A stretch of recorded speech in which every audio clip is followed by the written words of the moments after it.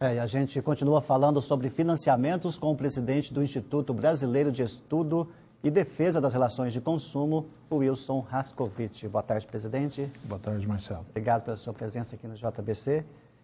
A gente viu na matéria aí que a pessoa comprou o imóvel, financiou, pagou 8 mil, desfez o contrato, porque não tinha condições de pagar, e recebeu R$1.000 de volta. É muito pouco, né, em vista dos 8 mil que ele pagou. Exato.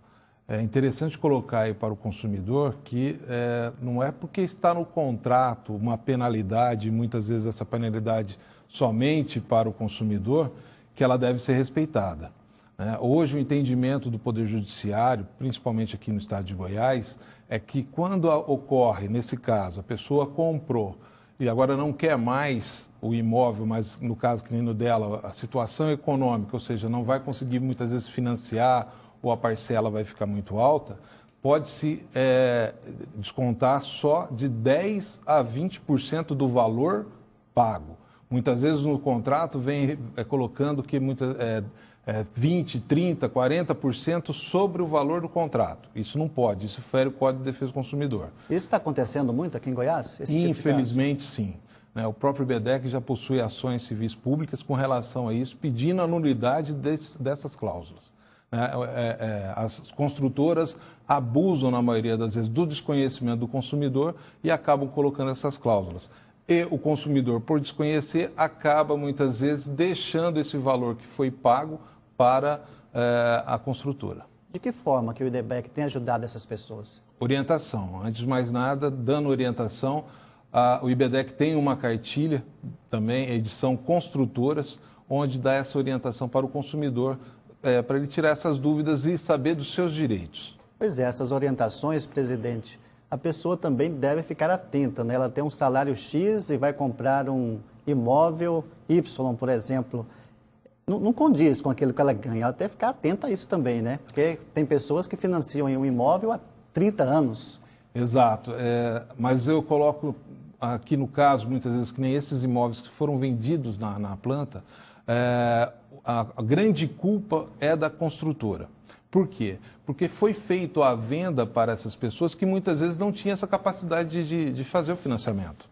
Nós temos casos de pessoas que comprou um imóvel de 150, 200 mil reais ganhando 1.000, né? E não foi passado a forma que ele iria fazer esse financiamento, ou seja, que ele teria que dar valores de entrada, que ele teria que comprometer 30% da sua renda. Então, muitas vezes, esse desconhecimento que gera, muitas vezes, esses distratos agora. Agora, por exemplo, a pessoa chegou ali, financiou o imóvel, está pagando ainda, mas está tendo dificuldade de arcar com essa despesa. O que ele deve fazer, hein, para evitar juros abusivos? Bom, nesse caso, com relação a financiamento, já não cabe o distrato. E é onde, então, também esse consumidor, esse mutuário, tem que tomar muito cuidado. Porque hoje os contratos são feitos por alienação fiduciária, né? A Lei 9.514/97.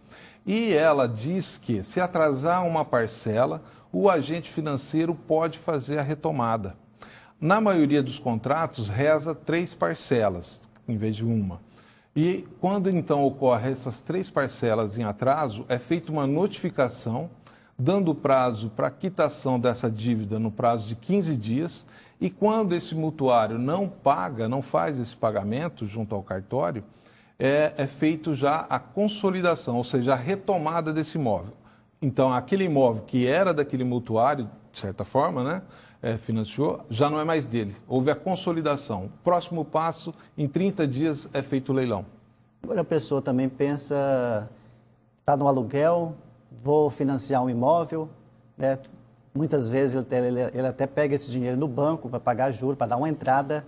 Em que momento, presidente, é viável a pessoa sair do aluguel e entrar aí, por exemplo, no financiamento de 30 anos?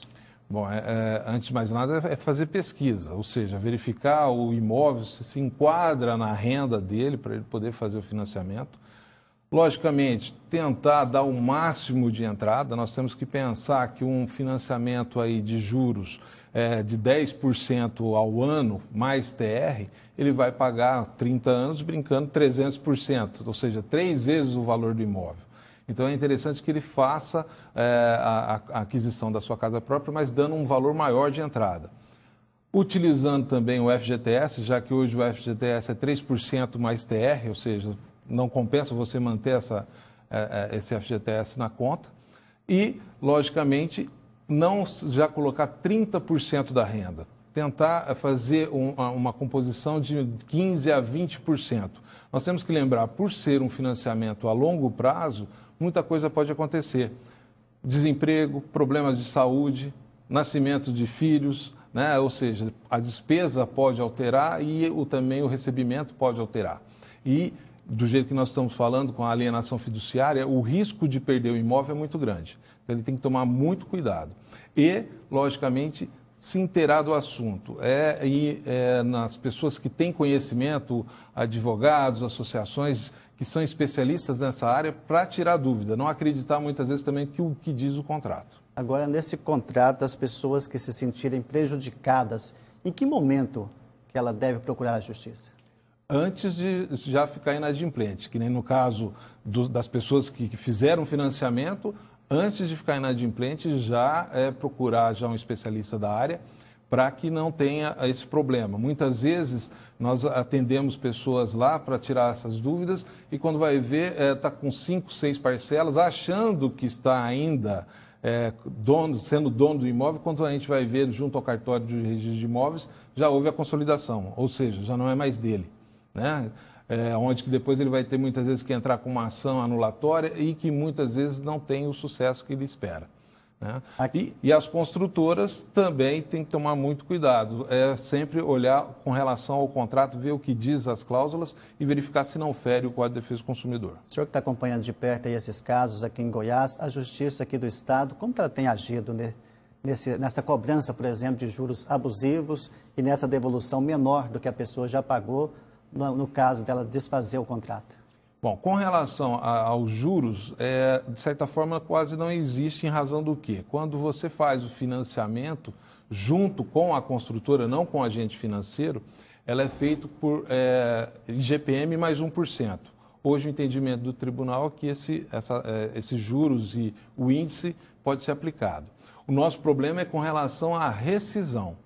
É importante colocar também que quando esse consumidor quer fazer a rescisão, ou seja, o distrato, nós temos que pensar nos dois sentidos. Com relação, se a construtora está atrasando a entrega do imóvel, ele tem direito, então, à devolução de 100%. Então, ele vai receber os 100%. Quando a construtora entregou no prazo, mas ele que agora quer o distrato, aí sim pode se reter de 10% a 20% do valor pago. Tá certo, a gente conversou aqui no estúdio com o Wilson Rascovitch, que é presidente do IBEDEC. IBEDEC. Obrigado pela entrevista, uma boa tarde. Boa tarde, obrigado.